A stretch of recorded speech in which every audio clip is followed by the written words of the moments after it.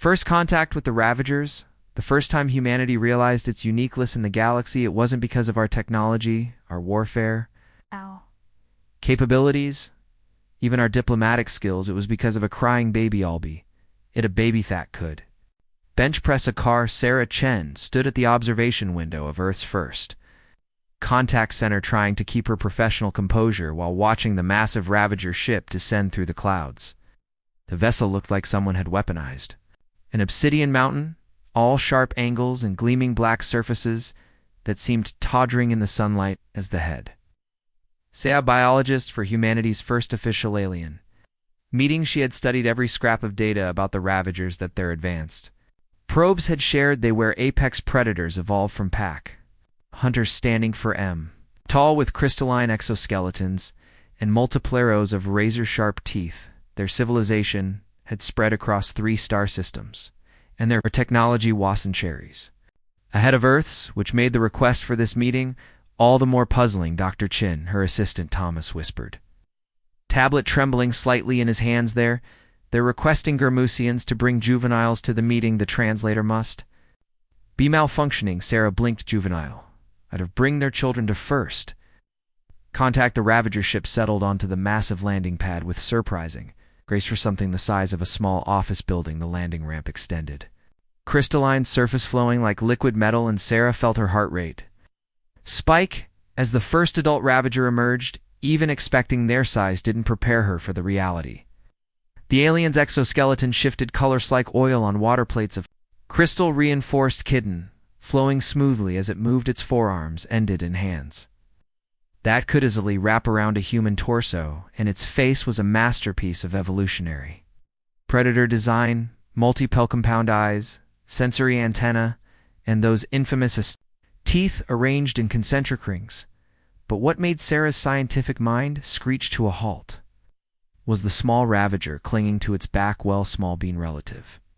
The juvenile was merely the size of a horse instead of a small house. It peered around with the unmistakable curiosity of a child, its exoskeleton showing swirls of iridescent colors that the adults didn't display. More Ravagers emerged, 3 adults in total, each carrying a juvenile Thelador, approached the human delegation. Its translate device activating with a soft hum. Greetings, representatives of Earth.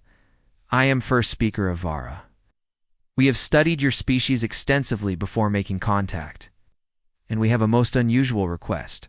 The massive alien shifted, carefully adjusting the juvenile on its back. We require your assistance with something far more important than trade agreements or technology exchange. Stepped forward, her scientific curiosity overriding her instinctive fear. How can we help? Your species has own unique trait.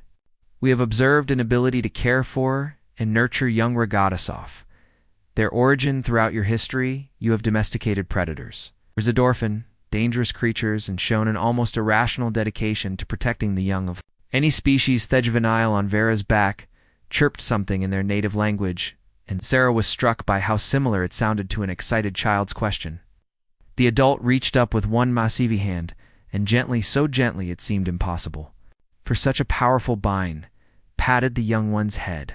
Our civilization faces a crisis. Varka continued. Our traditional childering methods are failing in our modern society. We have technology, we have power, we have territory, but we are relosing our connection to our young. We have watched how humans interact with children, how you combine nurturing with teaching, how you balance protection with growth. The massive aliens voice softened. Wish to learn from you. Sarah felt her professional mask crack as a smile spread across her face of all the possible reasons for first contact. This hadn't even made the list of 1,000 most likely scenarios the most fear-at predatory species in the known galaxy wanted humanity to teach them better parenting skills. Speaker Varka, she said, taking another step forward. I would be honored to help, but first may I ask, what made you trust humans with something so precious as your children, the Ravager? Crystalline exoskeleton rippled with colors that the translator interpreted as amusement. We watched your information networks. We saw humans dive into dangerous waters to save drowning animals. We watched your people run into burning buildings to rescue not just our own young, but any young we Observed human caretakers sleeping beside sick creatures 10 times. There, says Vara's multiple eyes focused on Sarah. Your species has a saying at Takisa village, to raise a child we believe it may take us galaxy. The juvenile on Vara's back chose Thotmont to attempt what appeared to be a somersault, merely falling, if not for its parents' quick catch. The human delegation gasped collectively. But Sarah found herself moving forward, instinctively hands outstretched to help. She froze, suddenly aware she had just moved to assist a being that could accidentally crush her, but Vara's reaction surprised her. The massive alien nodded approvingly. See that instinct, that immediate move to protect even at risk to yourself, that is what we wish to understand. The Ravager gestured to the other adults. And there are increasingly active juveniles we bring our young, not just as a sign of trust, but as the first students in what hope will be a long exchange of knowledge. Sarah looked up at the juvenile, who is now watching her with obvious curiosity, its exoskeleton swirling with patterns that reminded her of excited puppies. Well, she said, her scientist mind already racing with possibilities. The first rule of childcare is always be prepared for anything. Had no idea how prophetic those words would prove to be. The emergency. 3 years after first contact, Sarah found herself aboard Starbase Unity. Running what had become the galaxy's most unique daycare center, the Interspecies Youth Development Center, occupied at an entire deck of the massive station specially designed to accommodate young ones from over a dozen different species. Today, Wasp Ravine, you're particularly challenging. The station's warning klaxons had been blaring for the past hour, and her charges were getting restless. Rexley, sweetie, please don't try to eat the climbing frame, Sarah called out to Ion Ravager, who was testing the structural integrity of the reinforced play equipment with their teeth. The juvenile chirped apologetically and switched to using it as intended, though climbing frame took on a different meaning when your species could scale vertical surfaces. Her communit crackled Darchen. It was Captain Rodriguez, the station commander. His voice carried that special tone that meant Sarah's day was about to get much more interesting. We have a situation. When don't we share, plied, while using a gentle force field to separate Tenexian cubs before their playfighting could escalate. The tiger-sized energy beings had a tendency to forget that their static discharge could shirt out nearby equipment. The Drachnid Collective's diplomatic fleet just dropped out of hyperspace. Yes.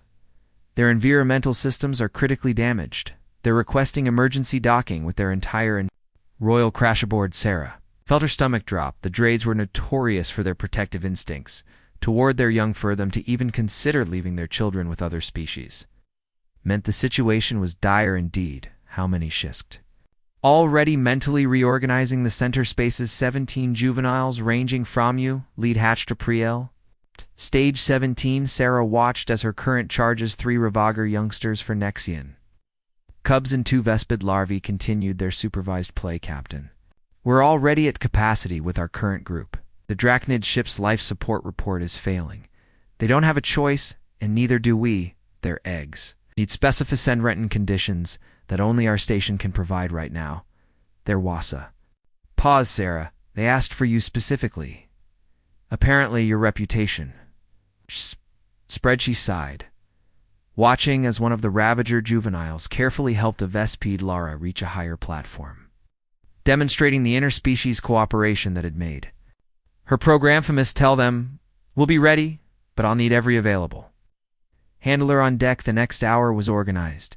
Chaos Sarah's team transformed the center's auxiliary spaces into a Drachnid nursery, adjusting temperature and humidity levels to match their homeworld. The existing charges were fascinated by the preparations, with the older ones even helping to move equipment under supervision. When the Drachnid Royal Guards arrived with their precious cargo, Sarah was struck by the contract. Adults were massive armored beings that looked like a cross between a Dren and a Mantis, their chinnies plates gleaming with bioluminescent warning patterns, but their young were surprisingly delicate, the newly hatched no larger than human infants. Their shells still soft and translucent.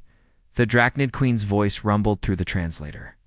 Dr. Chen, we entrust you with our future. Our ship's cord is destabilizing. We have less than 6 hours to prevent this entire sector. Sarah approached the first incubation pod, where a newly hatched Drachnid was already reaching out with tiny sensory appendages. Despite their fearsome adult form, Baby Drade shared the same wide-eyed, curious expression she'd seen. In every young species, they'll be safe with us, she promised. We've had plenty of practice. The Queen's guards were clearly relict.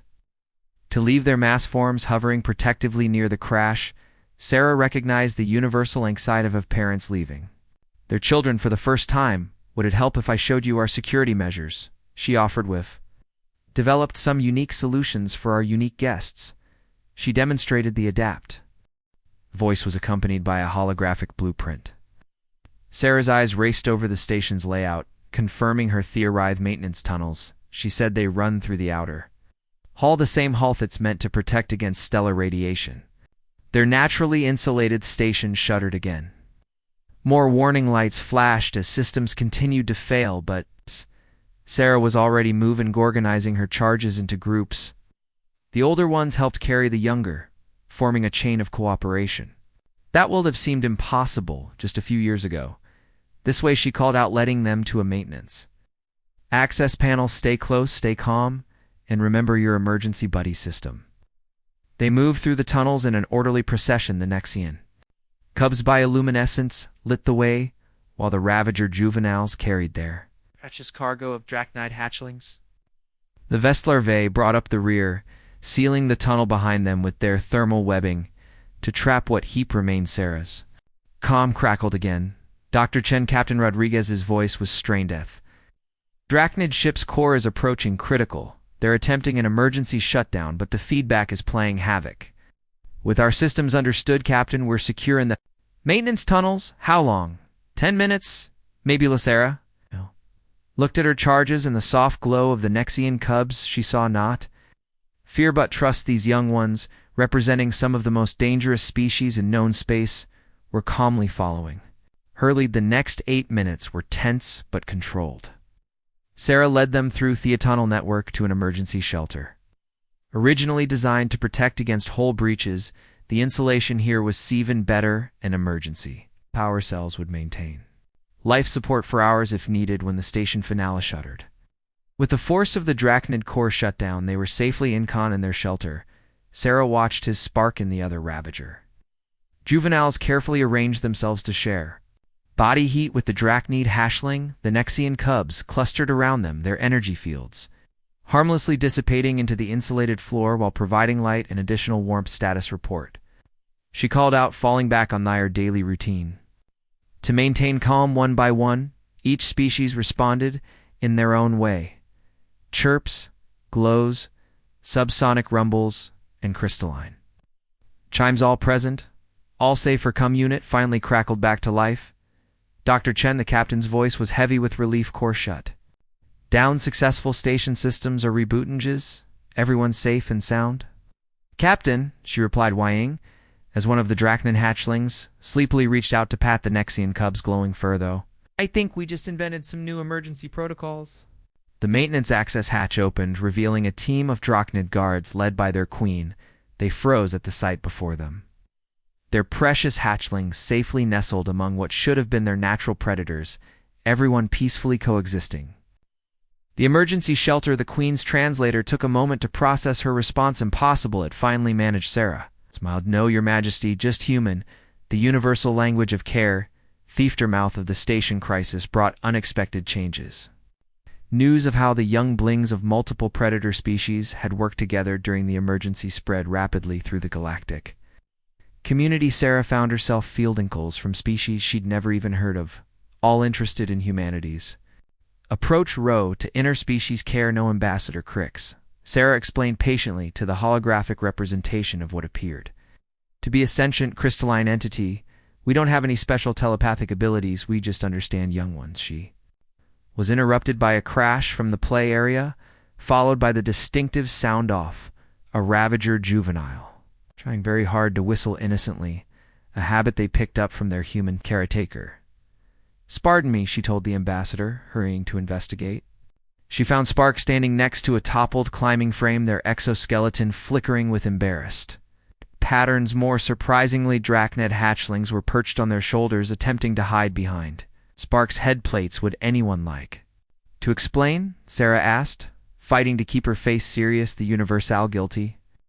Silence of children caught in mischief transcended species one of the Drachnide hatchlings, whom the staff had nicknamed. Shimmer for their iridescent shell chirped hesitantly. The translator rendered it as we were conducting gravity research. They wanted to see if they could fly, yet Spark admitted their crystalline plates. Rippling with protective colors, I thought catching them would be safer than letting them try from the S. Higher equipment. Sarah looked at the scene. A juvenile ravager, species known across the galaxy as predators, carefully protecting members of another species that weren't even related to their own young. Ambassador KX's crystalline form hummed. With interest from the stillective hologram, you see Ambassador Sarah gestured to the scene. This is what we don't just care for the young, we teach them to care for each other, the crystalline beings. Facets shifted in what their species use. For expression fascinating, and this protective and inked it extends to all young. Watch this, Sarah said. She raised her voice slight Laverian. It's story time. The response was immediate, and enthusiastic young goans of various species began gathering. In the central area, the Ravager juveniles helped arrange the Smellerones comfortably, while the Nexian cubs provided soft illumination. Even thieves' spid larvae, usually more solitary, wiggled closer to listen. Sarah pulled out a datapad with their current story, an adapted version of Earth's folktales modified to be understandable and meaningful to all species. As she began to read, she noticed Ambassador Crick's hologram leaning forward with intense interest. The young ones the ambassador observed there, all displaying signs of comfort and security, desp being surrounded by natural predators or pre-species. That's the key, Sarah explained between passages of the story. We create an environment where they feel safe to learn and grow wherever they can. Understand each other not as different species, but as fellow children. A Drachnid hatchling had dozed against a Nexian cub's glowing fur. The cub, instead of moving away, morphologists did their energy field to provide warmth without static discharge. But how do you manage the inherent aggressive instincts? Crick's pressed. Surely the predator species. They weren't. Interrupted by Spark, who raised one of their four hands. Politely, Dr. Chen, can I read the next part? I've been practicing the different voices. Sarah smiled and passed the datapad to the Ravager. Juvenile Spark, a being who could bench press a small vehicle, delicately took the device and began reading with exaggerated character voices that had the younger ones chirping and glowing with delight. You see, Ambassador, we don't suppress their natural instincts. We channeled them. Predator species learn to house their strength to protect instead of hunt. Prey species learn that they can be brave and strong in their own ways. The ambassador's crystalline form sparkled with what their translator indicated was revelation, and this is why the Drachnid Queen has recommended establishing similar centers throughout the galaxy with human supervision, of course. Sarah watched as Spark finished the story, carefully high-fiving the enthusiastic Drachnid hatchlings with precisely controlled strength. We're not just teaching them to coexist, Ambassador, we're teaching them to understand each other. These young ones will grow up knowing that. How different. Doesn't it dangerous, and this is normal for humans. This ability to nurture across species lines, Sarah thought about Earth's long history of caring for animals, offer habilitating wounded creatures of humans. Adopting and protecting young ones not there. Oh yes, Ambassador, it's just who we are. The crystalline being hummed thoughtfully. Then perhaps we'll be willing to advise on establishing a care center for our own young. We've had difficulties since our recent first contact with organic species. Before Sarah could respond, Spark looked up from their story circle. Can we help? We've been learning about different species' needs, and I've been teaching Theaculings about gentle touching. The ambassador's translation device, Actualis, squalled with delight. A predator species offering to help teach care. Technoquestra marble. No, Sarah corrected gently, watching her charges interact with natural, easy affection, just the result of giving children a chance to learn from each other. That's the real secret. Just provide the space and guidance. They do the real work themselves. As if to prove her point, a newly arrived Drachnid hatchling began showing signs of distress before any of the human staff. Quidriac, Spark, and two Nexian cubs were already. They're offering comforting their own unique ways. The hatchling calmed almost immediately, surrounded by the care of species that by all galactic logic should have been mortal enemisu. See, Ambassador Sarah gestured to the scene. This is humanity's Gift to the galaxy, not advanced technology or military might, but the simple understanding that love and care transcend all barriers, even biological ones. The ambassador's crystalline form pulsed with decisive colors. Dr. Chen, I believe we have much to discuss a booth future of interspecies relations and the role humans will play in it.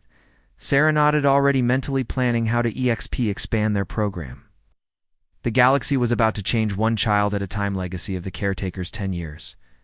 After first contact, Sarah stood in the observation dome of the newly christened Galactic Care Academy, watching ships arrive from across gnome space. Each vessel carried young ones and caregivers coming to learn what had become known as the human method of interspecies nerding. Dr. Chen Spark's voice, now deeper with maturity, but still bearing that characteristic gentle tone, drew her attention. Her former char. The academy was a testament to how far they come, designed to accommodate beings of all sizes and environmental needs. Are currently hosted representatives from 27 space starring civilizations. The graduating class included members of species that had been mortal enemies just a decade ago. Distinguished guests, Sarah began her address, her words translated into dozens of languages. 10 years ago, a group of Ravager parents took an unprecedented risk. They trusted humans, a species veerely known to the galaxy with their most precious treasure, their children. She gestured to where the original Drachnid hatchlings, now approaching adolescence, sat with their queen. That trust was tested during a crisis that could have ended in tragedy. It became the foundation of something remarkable. The hall's holographic displays showed scenes from the past decade, Ravager juveniles teaching Nexian cubs how to safely channel their energy fields, Drachnid adolescents helping crystalline younglings understand organic species, human caregivers introducing new species to the growing interspecies community. Today, we celebrate not just our first graduating class of interspecies caregivers, but a fundamental shift in how our civilizations interact. These graduates will return to their worlds with more than just techniques and protocols they carry with them. Then you understanding that difference need not mean division. Spark stepped forward, their exoskeleton shimmering with formal patterns. When I was a juvenile, I learned that strength isn't just about physicalport. Humans taught me that true strength lies in how gently you can hold something fragile, how carefully you can protect those who trust you. A soft chirp interrupted the ceremony. Every head turned to see a tiny crystal, being one of Ambassador XCX's species attempting their first independent levitation. The young one wobbled dangerously, but before anyone could react, a juvenile Drachnid caught them with practiced ease. The howl erupted in approving sounds from dozens of species. Sarah couldn't help but smile. 10 years ago, such a scene would have been unthinkable. Now it was routine. This, she continued, gesturing. Tough, natural coup operation they just witnessed as humanity's gift to the galaxy, not the technology to travel between stars or weapons to conquer worlds, but the simple understanding that care knows no boundaries. The graduation ceremony proceeded, each graduator receiving their certification to establish and manage interspecies care centers across the galaxy. Sarah watched with pride as Spark presented the credentials, handling the delicate documents with the same care they'd once hound to infant Drades. After the ceremony, the queen of the Drades approached. Sarah the Massabine lowered herself in what had become the traditional gesture of respect among the caregiving community. 10 years ago, the queen's translator hummed.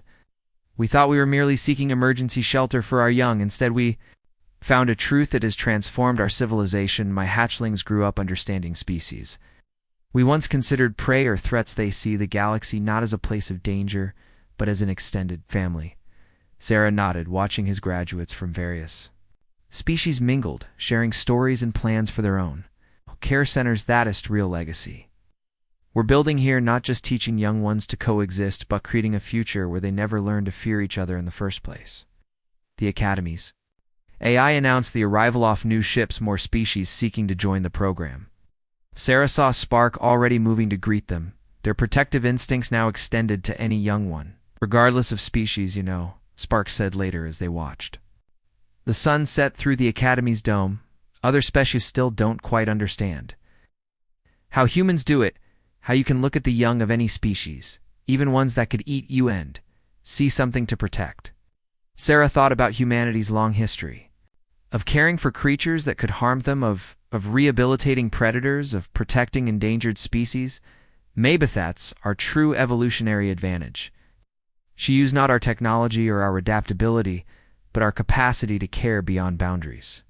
The stars began to appear, each one, potentially holding new species, new young ones to understand and protect. Humanity had found its place in the galaxy, not through force or fear, but through the universal language of care. And as Sarah washed her graduates prepared to spread that understanding grasp the stars, she knew this was just the beginning. The galaxy was learning what humanity had known all along, that the strongest bonds are formed not through power or technology, but through simple act of caring for those who need it most. Ready for the next class? Park asked, their exoskeleton glowing with anticipation. Sarah smiled, watching a new group of young ones arrive, each carrying the potential for understanding and connection, always. After all, the galaxy's family just keeps growing.